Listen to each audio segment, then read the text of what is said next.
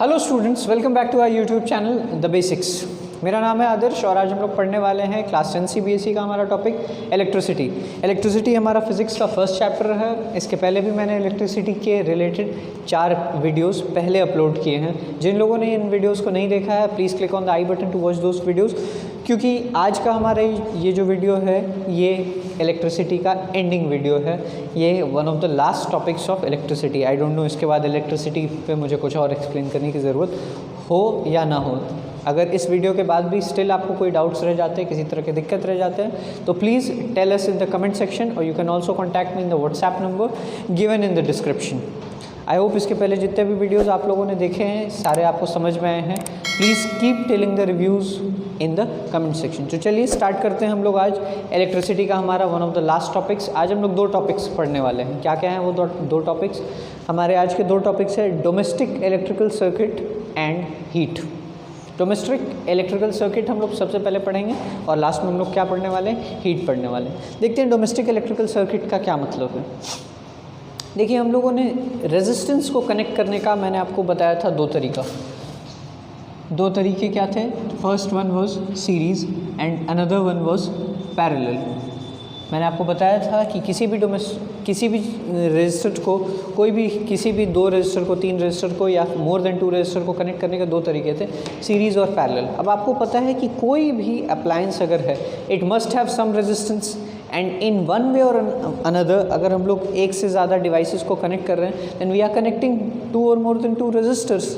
अगर एक डिवाइस है उसमें रेजिस्टेंस है, तो अगर हम लोग एक से ज़्यादा डिवाइस को कनेक्ट कर रहे हैं, यानी कि कहीं ना कहीं हम लोग रेजिस्टेंस को भी कनेक्ट कर रहे हैं। अब वो तरीका क्या हो सकता है? सीरीज़ हो सकता है या पैरेलल हो सकता है। आज हम लोग इसी टॉपिक पे बात करने वाले हैं कि क्या हमें सीरीज़ में कनेक्ट करना चाहिए किसी अप्लायंस को, क्या हमें पैरेलल में कनेक्ट करना चाहिए। अगर सीरीज़ में करना चाहिए तो क्यों सीरीज़ में, अगर पैरेलल में करना है तो क्यों पैरेलल में, अगर नहीं सीरीज़ में तो क्यों नहीं, और पैरेलल में अगर नहीं करें तो क्यों नहीं। सारे एडवांटेजेस डिसएडवांटेजेस सीरीज़ और पैरेलल कनेक्शन के आज हम लोग डिटेल में समझने वाले हैं। स्टार्ट करते हैं हम लोग सबसे पहले सीरीज़ कनेक्शन के साथ। सीरीज़ कनेक्शन कहाँ पे यूज़ होता है, क्यों यूज़ होता है? सबसे पहले आप मुझे बताएंगे सीरीज़ कनेक्शन का मतलब क्या होता था। सीरीज़ कनेक्शन का मतलब होता था if the current through all the resistors are same. If the current flowing through all the resistors are same, then it is said to be a series connection. अगर करंट सेम होता है तो उसे हम लोग कैसा कनेक्शन बोलते हैं? सीरीज़ कनेक्शन बोलते हैं। यानी कि फॉर एग्जांपल ये एक रजिस्टर है, दूसरा रजिस्टर है और ये तीसरा रजिस्टर है, R1, R2 और ये है R3। ठीक है, ये R1 है, R2 है, R3 है। सपोज़ यहाँ से I करंट फ्लो कर रहा है, तो सीरीज़ में क्या होता था? यहाँ भी सेम करंट I एंड यहाँ भी same current throughout all the resistors flow होता था। ऐसे कनेक्शन को हम लोग बोलते थे सीरीज़ कॉम्बिनेशन। अब देखते हैं सीरीज़ कॉम्बिनेशन को हम लोग सबसे पहले यूज़ कहाँ करते हैं। मैंने बात की डोमेस्टिक इलेक्ट्रिकल सर्किट की। हम लोग किस टॉपिक पे हैं? Domestic electrical circuit. तो हम लोगों को समझना है कि हम लोग रियल लाइफ में किस तरीके का सर्किट क्रिएट करते हैं, किस तरीके से कनेक्शन करते हैं। Domestic electrical circuit. तो सीरीज़ का इस्तेमाल हम लोग कहाँ करने वाले हैं? आपको एक बात क्लियर दिख रही है कि सब में सेम करंट फ्लो होने वाला है। सीरीज़ का इस्तेमाल हम लोग करते हैं कभी भी अगर किसी बिल्डिंग में आप लोगों ने देखा होगा लंबे डेकोरेटिव लाइट्स लगते हैं। ठीक है, इस तरह के बहुत सारे लाइट्स अगर एक बार में मुझे लगाने हैं, एक बार में ऑपरेट करना है, जैसे कि डेकोरेटिव लाइट्स का मैंने एग्जांपल दिया कि बिल्डिंग के ऊपर से डेकोरेटिव लाइट्स का, फॉर एग्जांपल ये बिल्डिंग है, यहाँ से डेकोरेटिव लाइट्स की लड़ियाँ एक एक करके हम लोगों ने गिरा दी। तो ये जो कनेक्शन होता है, ऐसे जो डेकोरेटिव लाइट्स के ये जो कनेक्शंस हैं, ये कनेक्शन सीरीज़ कॉम्बिनेशन के होते हैं। ठीक है, अब लेकिन इसमें दिक्कत क्या होती है? हम लोगों ने एक बार में, इसमें आसानी क्या है कि आप एक बार में सबको कनेक्ट कर दीजिए आसानी से और एक बार स्विच ऑन करें, एक बार में ये ऑन हो जाएगा, एक बार आप ऑफ़ करेंगे सारे लाइट्स ऑफ हो जाएंगे। लेकिन इसमें अब दिक्कत क्या है? आप लोगों को तो लगेगा कि ये तो बड़ा अच्छा कनेक्शन है सीरीज़, अब तो हमें कहीं पैरेलल का इस्तेमाल ही नहीं करना है। लेकिन नहीं, इसमें बहुत सारे दिक्कत हैं। क्या दिक्कत है इसमें? हमें क्या दिक्कत फेस करना पड़ता है, समझेंगे। सबसे पहली बात, अगर इन पूरे जो सीरीज़ में हम लोगों ने लाइट्स को कनेक्ट किया है, आप इसे मान लो लाइट्स R1 एक लाइट है, R2 दूसरा लाइट है, R3, ऐसे करके एक कनेक्शन में 100 लाइट्स हैं। अगर इस पूरे कनेक्शन में एक भी लाइट ऑफ हो गया, एक भी लाइट गड़बड़ हो गया, एक भी लाइट ऑफ हो गया, तो पूरे के पूरा कनेक्शन में पूरे के पूरे कनेक्शन में जितने लाइट्स हैं सब ऑफ हो जाएंगे। कंप्लीट जो कनेक्शन है वो सब ऑफ हो जाएंगे और आपको डिटेक्ट करना कि किस रेजिस्टेंस के थ्रू या किस लाइट के थ्रू गड़बड़ी है। एक में अगर डिफेक्ट है तो क्या हो गया, सब गड़बड़ हो गया। आपको ये पता करना कौन से में गड़बड़ है ये बड़ा मुश्किल हो जाएगा। तो ये सीरीज़ कॉम्बिनेशन का बहुत बड़ा फ्लॉ है। इसलिए आप ऐसा ना सोचें कि सीरीज़ बड़ा अच्छा है, हर जगह सीरीज़ को यूज़ करना है। दोनों के अलग अलग नीड्स है, अलग अलग जगहों पे हम इसे यूज़ करते हैं नीड के हिसाब से। अब हम लोग चलते हैं दूसरी तरफ, पैरेलल की तरफ। पैरेलल को कहाँ यूज़ करते हैं? जैसे मैंने आपको सीरीज़ कनेक्शन में अभी बताया कि सीरीज़ कनेक्शन का कहाँ इस्तेमाल करते हैं। अगर लार्ज नंबर ऑफ़ स्केल पे एक साथ बहुत सारे लाइट्स को ऑपरेट करना है तो हम लोग किसका इस्तेमाल करते हैं? सीरीज़ का। पैरेलल का यूज़ हम लोग कहाँ करते हैं? पैरेलल का यूज़ नॉर्मली हम लोग डोमेस्टिक पर्पस के लिए करते हैं। डोमेस्टिक पर्पस यानी हमारे घर का जो सर्किट होता है वो नॉर्मली पैरेलल होता है। कैसे? अगर ये एक पैरेलल कॉम्बिनेशन हम लोग कर देते हैं, फॉर एग्ज़ाम्पल ये आपका फ़ैन है घर पे, ये लाइट है, ये और कोई अप्लायंस है, सब के लिए हम लोगों ने अलग अलग कनेक्शन दे रखे हैं। अब इससे क्या है, अगर एक जगह से हम लोग कनेक्शन दे रहे हैं, अगर एक जगह से हम लोग कनेक्शन देते हैं तो सबके पास बराबर बराबर तरीके से जो पावर है वो सबके पास बराबर बराबर तरीके से पहुंचेगा। और आप जब चाहें, आप चाहें तो फ़ैन एक बार में ऑन कर सकते हैं, चाहे तो लाइट ऑन कर सकते हैं। ऐसी कोई ज़रूरी बात नहीं है कि अगर आप फ़ैन ऑन करें तो फ़ैन भी ऑन होगी, लाइट भी और अप्लायंस भी। पर सीरीज़ कॉम्बिनेशन में क्या होता था, अगर आप एक बार में ऑन करते हो तो फ़ैन, लाइट और जो भी अप्लायंसेस है सब एक बार में ऑन हो जाएंगे। लेकिन पैरेलल में क्या फ़ायदा है, आप सबको सेपरेटली ऑपरेट कर सकते हैं। क्या आप घर में चाहेंगे कि एक बार में फ़ैन को ऑन करें, लाइट भी ऑन हो जाए? नहीं, आपको सब कुछ सेपरेट चाहिए होता है। इस वजह से घर पे हमारा जो नॉर्मल इलेक्ट्रिकल कनेक्शन होता है, नॉर्मली कुछ लोग सीरीज़ में भी कुछ एक दो अप्लायंस को करवा सकते हैं, लेकिन जनरलाइज हम लोग जो कनेक्शन घर पे करते हैं, डोमेस्टिक सर्किट रखते हैं, वो कैसा सर्किट रहता है? That is normally parallel connection. I hope you understood क्या है सीरीज़ कॉम्बिनेशन और पैरेलल कॉम्बिनेशन घर पे डोमेस्टिक इलेक्ट्रिकल सर्किट के हिसाब से क्या होता है। अब हम लोग थोड़े से डिटेल में इसमें बात कर लेते हैं कि सीरीज़ और पैरेलल के एडवांटेजेस और डिसएडवांटेजेस क्या हैं। पॉइंट वाइज बात कर लेते हैं। थोड़ा सा बात वही मैं बताने जा रहा हूँ, बस पॉइंट वाइज। सबसे पहले हम लोग सीरीज़ पे आते हैं। सीरीज़ के क्या क्या डिसएडवांटेजेस हैं समझेंगे। सीरीज़ का फर्स्ट डिसएडवांटेज, डिफेक्ट। अगर कोई एक लाइट डिफेक्टेड हो गया तो कौन से लाइट, कोई भी एक लाइट डिफेक्टेड हो गया तो पूरा का पूरा जो आपके सीरीज़ कॉम्बिनेशन में जो भी आपके पास लाइट्स हैं या जो भी अप्लायंस है वो सब एक बार में काम करना बंद कर देंगे।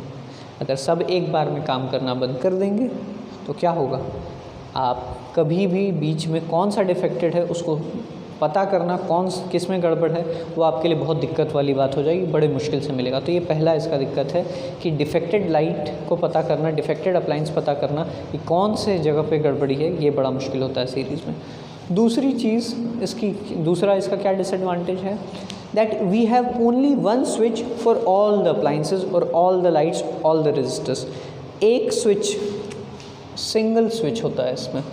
एक स्विच आप क्लिक करेंगे तो सब ऑन होगा, एक स्विच ऑफ करेंगे तो सब ऑफ होगा। आपके पास सबको अलग अलग ऑपरेट करने का कोई भी ऑप्शन नहीं है। तीसरी बात, आपको पता है कि सीरीज़ कनेक्शन में रेजिस्टेंस क्या होता है, ऐड होता है। R प्लस आर जितने भी रेजिस्टेंस होंगे सब ऐड होंगे, which will sum up to a very big amount of resistance. बहुत बड़ा रेजिस्टेंस हो जाएगा। अगर सीरीज़ में सब कुछ है तो क्या होगा, रेजिस्टेंस बहुत ज़्यादा बड़ा हो जाएगा। रेजिस्टेंस अगर बड़ा हो गया यानी कि ये करंट के फ्लो को बहुत ज़्यादा अपोज करेगा, यानी करंट को अपोज करेगा ज़्यादा से ज़्यादा, यानी करंट को ब्लॉक करेगा। क्लियर है? तो हाई रेजिस्टेंस, ये इसका तीसरा डिसएडवांटेज है, that it has high resistance. आते हैं हम लोग चौथे पॉइंट पे। चौथा इसमें जो पॉइंट है, they do not get the same voltage. Suppose अलग अलग अप्लायंसेस हैं, सबको अलग अलग, सब किसी को कुछ अलग पावर चाहिए, किसी को अलग पावर चाहिए, लेकिन इसमें क्या है कि ऐसा आपके पास ऑप्शन नहीं है कि सबको आप इक्वल यूनिफॉर्म वोल्टेज सबको प्रोवाइड कर पाएँ, ऐसा आपके पास ऑप्शन नहीं है। इसमें जनरलाइज हो जाता है। आपको याद होगा कि अगर हम लोग सीरीज़ कॉम्बिनेशन करते थे तो अगर इसका रेजिस्टेंस R1 है, इसके पास रेजिस्टेंस R2 है, तो V1 हो जाता था हमारे पास I R1, V2 हो जाता था I R2, ठीक है। तो आपको दिख रहा है कि यूनिफॉर्म वोल्टेज सबके पास नहीं जा रहा है, इसके सब में क्या जाता है, नॉन यूनिफॉर्म वोल्टेज जाता है, सबके पास अलग अलग जाएगा अपने अपने हिसाब से। तो ये इसका चौथा डिसएडवांटेज है और बड़ा दिक्कत है, ठीक है। आई होप सीरीज़ कॉम्बिनेशन से रिलेटेड जितने डिसएडवांटेजेस हैं वो आपको अच्छे से समझ आ गए। अब हम लोग चलते हैं पैरेलल कॉम्बिनेशन में, देखते हैं। पैरेलल कॉम्बिनेशन में जस्ट इसका उल्टा कॉन्ट्ररी होने वाला है, इसका जस्ट वाइस वर्सा होने वाला है सारी चीज़। पैरेलल में क्या है कि अगर कोई, अब हम लोग आते हैं पैरेलल के एडवांटेजेस देखते हैं। ये सीरीज़ के थे डिसएडवांटेजेस, हम लोग आते हैं पैरेलल में देखते हैं एडवांटेजेस। पैरेलल में क्या एडवांटेजेस हैं, पैरेलल में क्या एडवांटेज है। सबसे पहले अगर कोई एक डिफेक्ट हो जाता है तो आपके पास सबका अलग अलग कनेक्शन है, आप तुरंत कौन सा बल्ब अगर डिफेक्टेड है, आपके घर पे एक बल्ब अगर ख़राब होता है आप तुरंत पता कर सकते हो कौन सा बल्ब ख़राब है, आपको एक एक बल्ब को चेक करने की ज़रूरत नहीं है। तो ये सबसे पहला एडवांटेज है इसका, ठीक है। दूसरी बात, सिंगल स्विच इसमें सबका होता था, जबकि आपको पता है कि आपके घर पे जो पैरेलल कनेक्शन है उसमें किस तरह के स्विचेस हैं, हर एक अप्लायंस के लिए अलग अलग स्विच है, separate switch for each one, जिससे क्या हो जाता है कोई भी डिवाइस को कंट्रोल करना, ऑपरेट करना आपके लिए बहुत ज़्यादा आसान हो जाता है। इसका जस्ट उल्टा है कि ये इसमें क्या है, सेपरेट स्विच है, सबके अलग अलग स्विच हैं। यानी आपको जब फ़ैन चाहिए तो आप फ़ैन के स्विच को क्लिक करो, जब आपको लाइट चाहिए तो लाइट के स्विच को क्लिक करो, आपको सब के लिए अलग अलग स्विचेस मिलते हैं, आप आसानी से सबको ऑपरेट कर सकते हो बिल्कुल अलग अलग। तीसरा जो हमारा है हाई रेजिस्टेंस, आपको पता है कि पैरेलल में रेजिस्टेंस कैसे ऐड होता था। अगर R1 R2 R3 है तो पैरेलल में होता था total resistance 1/R = 1/R1 + 1/R2 + 1/R3, यानी कि इसमें जो टोटल रेजिस्टेंस होता था वो हमेशा लो आता था, जो ओवरऑल रेजिस्टेंस होता था वो हमेशा क्या होता था, लो रेजिस्टेंस हमें मिलता था। और अगर लो रेजिस्टेंस मिलेगा आपको तो करंट का फ्लो ज़्यादा होगा, यानी ये हीट भी कम प्रोड्यूस, इतना ज़्यादा आपके लिए दिक्कत वाला नहीं होगा, ये करंट ब्लॉक नहीं करेगा, ये आसानी से करंट को फ्लो होने देगा। चौथा चीज़, नॉन यूनिफॉर्म वोल्टेज इसमें होता था कि अलग अलग अप्लाइंसेस को अपने हिसाब से यूनिफॉर्म वोल्टेज नहीं मिल पाता था, वो इसमें फ़ायदा है। आपको पता है पैरेलल का मतलब ही क्या होता है कि अगर एक या दो से ज़्यादा रेजिस्टेंस एक साथ कनेक्टेड हैं तो सब में V क्या होता है, सेम होता है। अगर यहाँ भी V है तो यहाँ भी V है और तीसरे में भी क्या होगा, V ही होगा। ये मैंने आपको बताया था कि वोल्टेज पैरेलल का मेन फ़ायदा यही है कि वोल्टेज सब में क्या होता है, throughout the connection every resistor gets the same voltage. तो ये इसका लास्ट प्रॉफिट है, इसमें क्या है, यूनिफॉर्म वोल्टेज आपको मिलता है। सीरीज़ में नॉन यूनिफॉर्म और पैरेलल में यूनिफॉर्म वोल्टेज। तो कई बार एग्जाम्स में ऐसे क्वेश्चंस आते हैं that right the disadvantages of the series connection, right the advantages of the parallel connection. आपसे पूछा जा सकता है which one is better for the domestic electrical circuit. आपसे अलग अलग यूजेज के हिसाब से पूछा जा सकता है कि कहाँ पे यूज़ करने के लिए कौन सा बेटर है। फॉर एग्जांपल आपसे अगर पूछा जाए कि for using the decorative lights in the buildings, in big buildings for decorative items and decorative lights, या फिर लाइट्स और अप्लाइंसेस इन बल्क, एक साथ बहुत सारे चीज़ों को ऑपरेट करना है, उसके लिए कौन सा बेटर है, सीरीज़ बेटर है ऑब्वियसली। और अगर आपको सेपरेट घर पे डोमेस्टिकल इलेक्ट्रिकल सर्किट चाहिए तो कौन सा बेटर है, पैरेलल, क्योंकि आपको सबके लिए क्या चाहिए, सेपरेट पर्सनलाइज चाहिए। आप ऐसा नहीं करने वाले हैं कि एक साथ सारे पंखे और सारे लाइट्स को जलाने वाले हैं, ठीक है। आई hope this was clear. Domestic electrical circuit आप सबको बहुत अच्छे से समझ में आ गया। ये आज का हमारा वन ऑफ द टॉपिक के एंडिंग्स की तरफ आज हम लोग आ चुके हैं। आई होप आपको सबको समझ में आ रहा है। अगर अभी भी आपको कुछ कोई दिक्कत है, किसी तरह की परेशानी है, please do tell me in the comment section, I will make another video about this. चलते हैं हम लोग आज के अपने नेक्स्ट टॉपिक पे, दैट इज़ हीट। तो अभी हम लोगों ने पढ़ा था डोमेस्टिकल इलेक्ट्रिकल सर्किट। अब हम लोग अपने नेक्स्ट टॉपिक पे बढ़ रहे हैं, that is heating effect of electric current. क्या है हमारा next topic, heating effect of electric current. I am sure इस टॉपिक के बारे में आप सब लोगों ने सुना होगा। ये न्यूमेरिकल्स के हिसाब से ये टॉपिक काफ़ी इम्पॉर्टेंट है। इनफैक्ट मैं बताना चाहूँगा कि पूरा का पूरा करंट चैप्टर जो है वो न्यूमेरिकल्स से भरा हुआ है। न्यूमेरिकल के पॉइंट ऑफ व्यू से इम्पॉर्टेंट है पूरा का पूरा करंट चैप्टर। इस चैप्टर से काफ़ी सारे न्यूमेरिकल्स हर साल एग्ज़ाम्स में पूछे जाते हैं।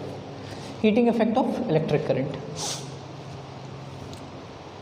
आपने कहीं ना कहीं अपने घर पे गीज़र देखा होगा, टोस्टर देखा होगा, इलेक्ट्रिक हीटर देखा होगा, आपने देखा होगा कि उसमें कुछ यूं गोल गोल कॉइल्स बने रहते हैं,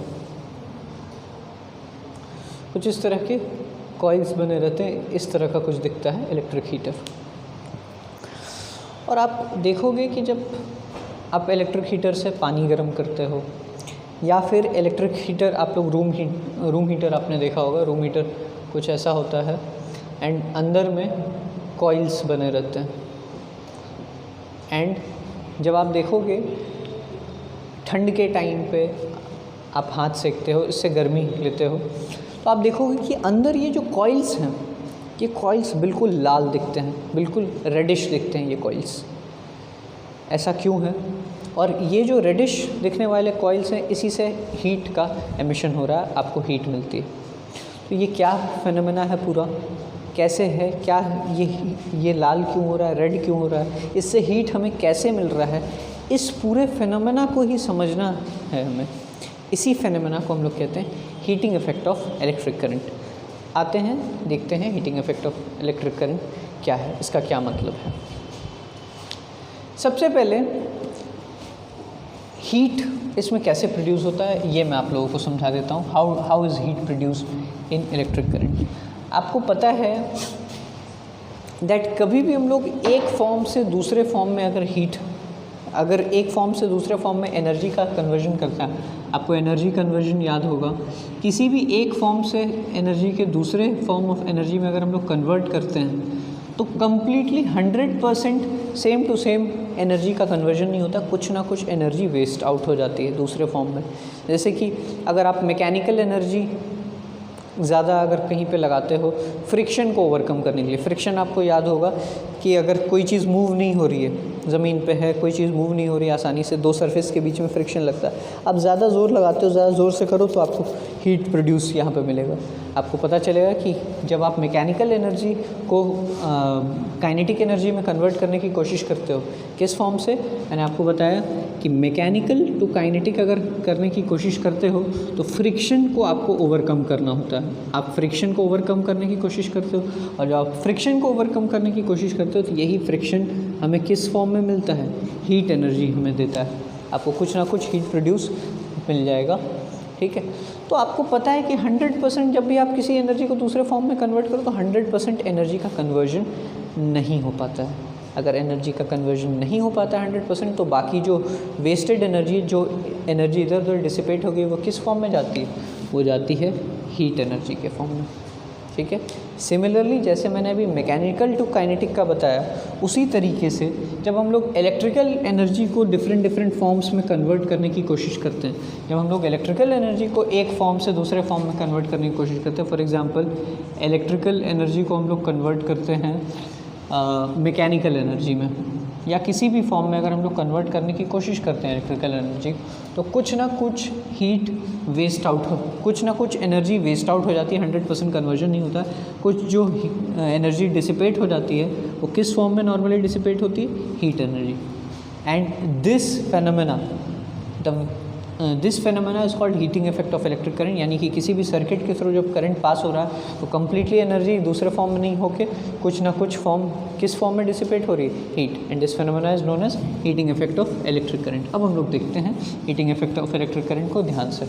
हम सबको पता है कि हीट एक फॉर्म ऑफ एनर्जी है, ठीक है, और energy and work and energy both have same dimension, same units.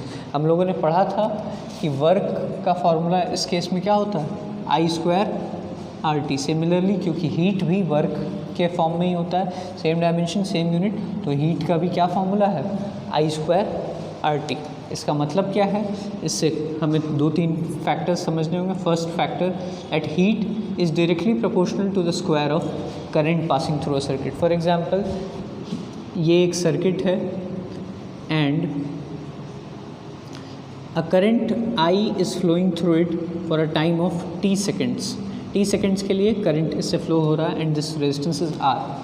तो इस केस में ये जो I करंट इससे पास हो रही है, अगर आपसे पूछ दिया गया कि कितना हीट इसमें प्रोड्यूस होगा, तो heat produce will be directly proportional to I²।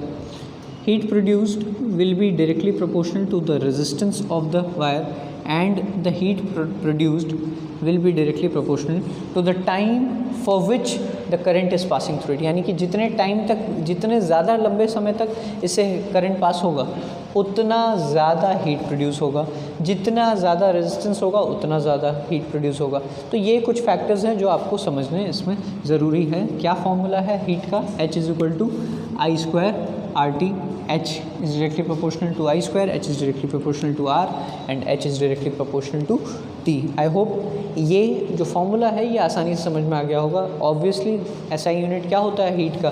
Because heat is a type of energy, so SI unit of heat here given is joule। What is the SI unit? SI unit of heat is joule, जिसे हम लोग capital J से represent करते हैं। अब जब आपके पास ये फॉर्मूला है, सारे SI यूनिट्स पे पुट करिए, आपको आसानी से कोई भी प्रॉब्लम अगर है, किसी भी तरह का न्यूमेरिकल है, सारे वैल्यूज़ को पुट करिए, आपको हीट जूल में मिल जाएगा।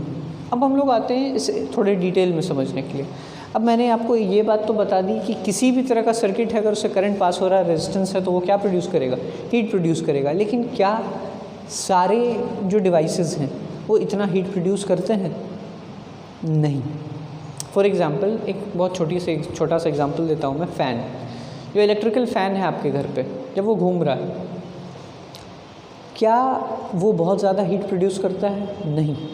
क्यों नहीं हीट प्रोड्यूस करता वो ज़्यादा? क्योंकि उसका रेजिस्टेंस लो है। अब यहाँ से सारा खेल रेजिस्टेंस का हो जाता है। हम लोग जिस पॉइंट पे सबसे ज़्यादा फोकस करने वाले हैं वो क्या है? Heat is directly proportional to resistance. Heat is directly proportional to resistance. ये फैक्टर हमारे लिए बहुत काम आने वाला है। फॉर एग्जांपल मैंने आपको फ़ैन का एग्जांपल दिया।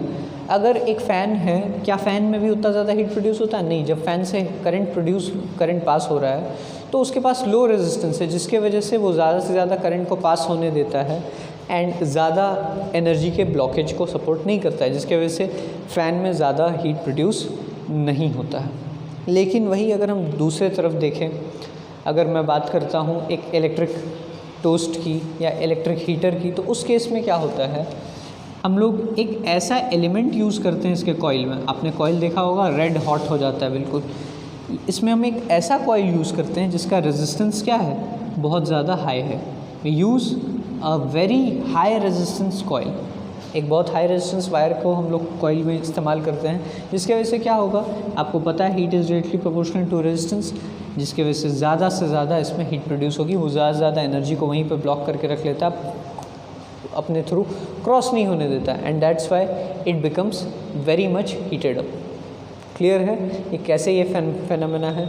अब हम लोग बात करते हैं इसमें कौन सा एलिमेंट यूज़ होता है, कौन कौन से ऐसे एलिमेंट्स हैं। तो one of the most famous heating elements used in electrical devices, one of the most famous heating elements used is nichrome.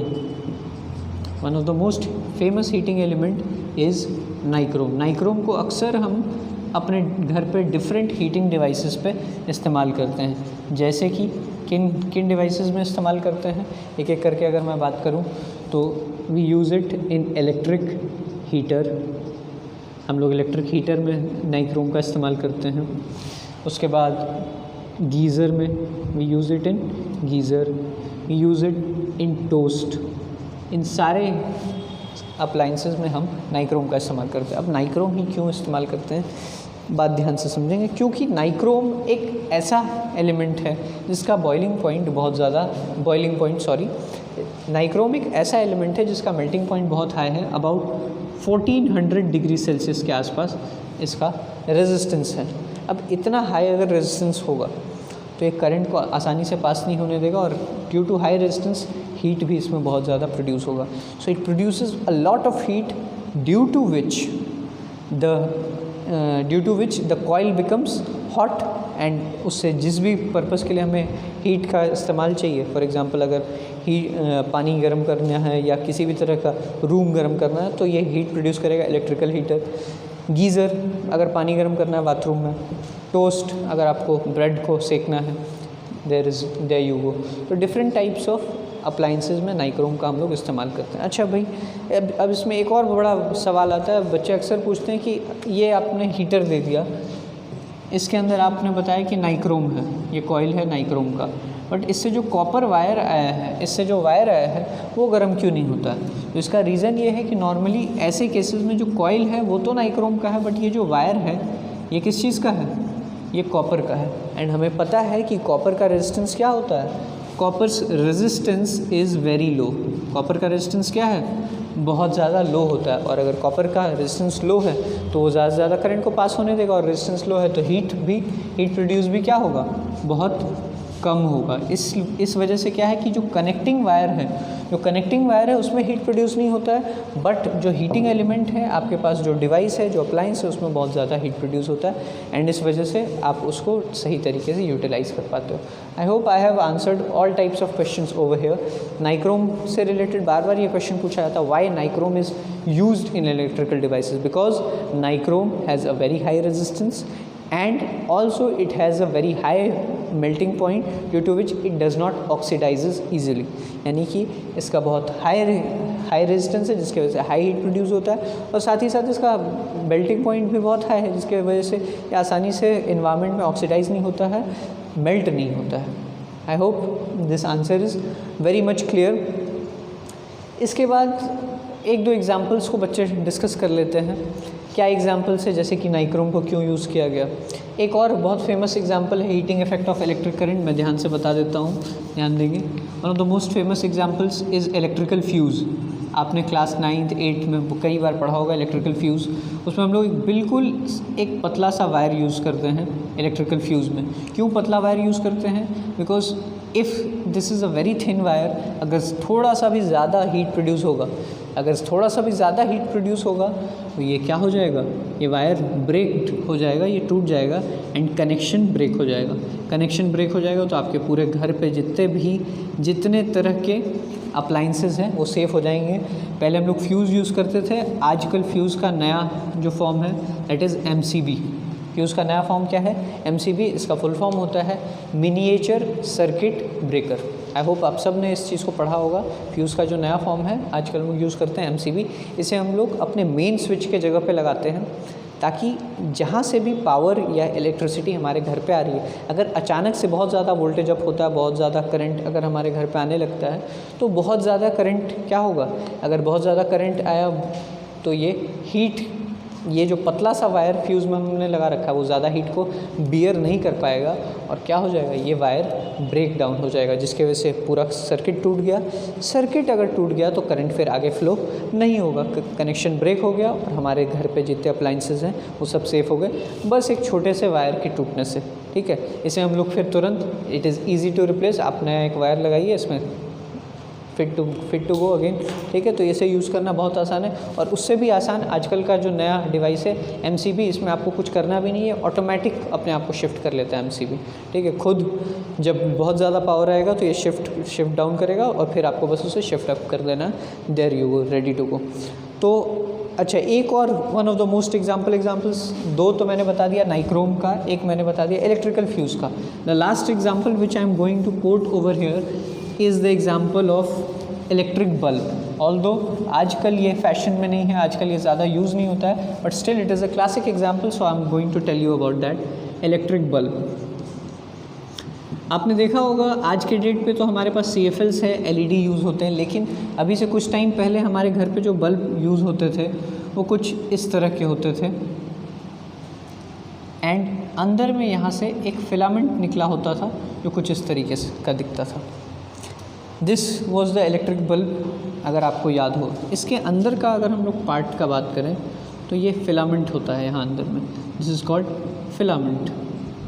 अगर इलेक्ट्रिक बल्ब के वर्किंग की बात करें, ये फिलामेंट नॉर्मली एक बहुत हाई मेल्टिंग पॉइंट वाले एलिमेंट का बना होता है। This filament is made up of tungsten. ये फिलामेंट कौन से एलिमेंट का बनता है? टंगस्टन। एंड टंगस्टन की मेल्टिंग पॉइंट होती 3380 डिग्री सेल्सियस, यानी कि 3380 degree Celsius, which is very very very very high. ये इतना ज़्यादा रेजिस्टेंस है जिसकी वजह से क्या होगा, इसमें एक एनर्मस अमाउंट ऑफ हीट का प्रोडक्शन होगा। And due to this production of heat, ये जो पतला सा वायर है, इसमें इतना कैपेसिटी है, इसका मेल्टिंग पॉइंट नहीं है, तो ये जल्दी से मेल्ट भी नहीं करेगा, टूटेगा नहीं ये वायर जल्दी। ध्यान देंगे, ये वायर जल्दी टूटेगा नहीं, इसलिए हम लोग इसे यूज़ कर रहे हैं। लेकिन इस वायर में बहुत ज़्यादा हीट प्रोड्यूस हो जाएगा and due to that heat produce, ये जो हीट का प्रोडक्शन होगा, ये this heat produce converts it into light energy. आपने देखा होगा, अगर इलेक्ट्रिक बल्ब को देखेंगे तो उसके बीच का फिलामेंट बिल्कुल रेड हॉट होता था एंड वो इतना रेड हॉट होता था कि पूरे रूम में वो लाइट इल्यूमिनेट करता था। तो इस केस में क्या होता है, फिलामेंट, सारा खेल यहाँ वर्किंग ऑफ इलेक्ट्रिक बल्ब किस चीज़ पे होता था, फिलामेंट का। जो फिलामेंट कौन से एलिमेंट का बनता है, टंगस्टन। इसका सिंबल होता है W, आप लोगों को बता दूं तो टंगस्टन W, इसका कितना मेल्टिंग पॉइंट है 3380 डिग्री सेल्सियस। और ये कैसे काम करता है, क्योंकि टंगस्टन का बहुत ज़्यादा हाई, टंगस्टन का रेजिस्टेंस भी हाई है और टंगस्टन का मेल्टिंग पॉइंट भी हाई है, हम लोग इसे यूज़ करेंगे। ये बहुत ज़्यादा हीट एनर्जी प्रोड्यूस करेगा and that heat energy will be converted into light energy which ends up lighting the entire room. इसलिए इलेक्ट्रिक बल्ब से बस उस एक फिलामेंट के बर्न होने से, रेड हॉट होने की वजह से पूरा का पूरा रूम इल्यूमिनेट हो जाता था। I hope this is very much clear. ये भी लिख लेंगे that tungsten has high resistance, please don't forget to write this. तो ये दो रीज़न है, high resistance and high melting point. इसमें क्या होता है, हीट से लाइट में। तो आज हम लोगों ने डिस्कस किया डोमेस्टिक इलेक्ट्रिकल सर्किट और साथ ही साथ हम लोगों ने डिस्कस किया heating effect of electric current, जिसमें मैंने बहुत सारे एग्जांपल्स आपके साथ डिस्कस किए। क्या एग्जांपल्स थे, fuse, electric bulb, then heating element like nichrome used, different topics, क्यों, रीज़न। तो इसी के साथ, इस टॉपिक के साथ, heating effect of electric current के टॉपिक के साथ हमारा ये चैप्टर एंड होता है। अब इस चैप्टर में कोई भी टॉपिक बचा हुआ नहीं है, इस पूरा का पूरा चैप्टर ख़त्म हो चुका है। आपका काम है, आपका आज का काम है, ये जो लास्ट के 2 टॉपिक्स मैंने पढ़ाए हैं इसका नोट्स बनाइए। ज़्यादा से ज़्यादा इससे रिलेटेड जो बुक्स में न्यूमेरिकल्स हैं उन्हें सॉल्व करें। एंड अगर आपको किसी तरह की दिक्कत होती है, if you are facing any problem, please do tell me in the comment section. You can also contact me on my WhatsApp number. If there's any such problem, I'll make another video about your doubts or the numericals or the questions asked in the comment box. तो किसी भी तरह की problem है please मुझे comment section में बताएं या फिर WhatsApp करें जल्दी से, ताकि मैं आप लोगों का हेल्प कर सकूं और अच्छे से अच्छे वीडियो बना के। तब तक के लिए stay home, stay safe and keep learning.